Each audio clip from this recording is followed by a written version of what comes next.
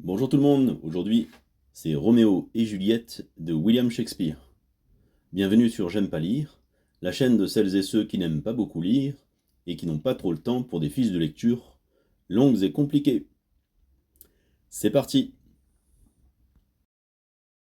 La pièce est publiée en 1597. C'est une tragédie comptant 5 actes en sonnet. William Shakespeare est aussi poète et acteur. Il a 33 ans lors de la parution de la pièce. L'histoire se passe dans une ville italienne, Vérone. Deux familles sont rivales, les Capulet et les Montaigu.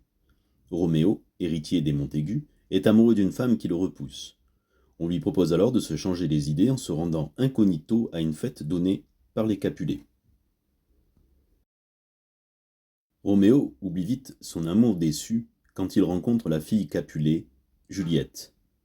Le coup de foudre est réciproque. Le lendemain, il se rend chez son confesseur, le frère Laurent, et lui explique la situation. Le prêtre décide de les réunir et de les marier secrètement.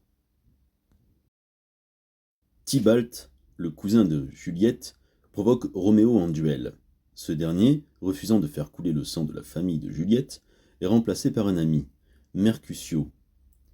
Tybalt tue Mercutio et Roméo, fou de colère, tue à son tour Tybalt. Le prince décide alors de bannir Roméo. Juliette est accablée par la nouvelle. Et en plus, ses parents veulent qu'elle épouse sans tarder celui qu'ils ont choisi pour elle, le comte Paris.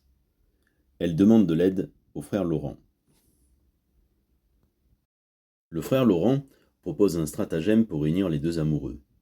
Juliette doit prendre une potion qui la fera passer pour morte pendant 2 jours.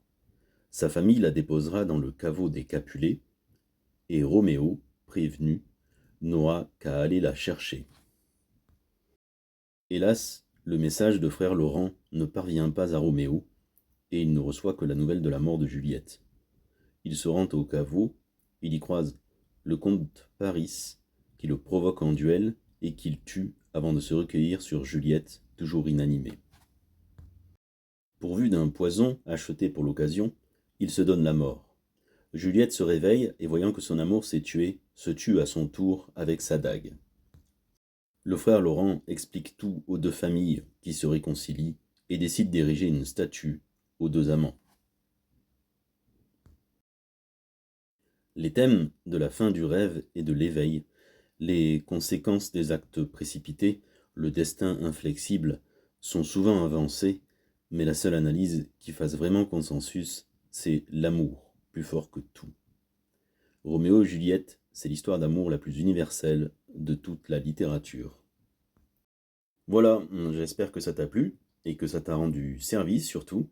N'hésite pas à t'abonner pour être informé des prochains résumés, à laisser un petit commentaire, un j'aime, et je te dis à bientôt.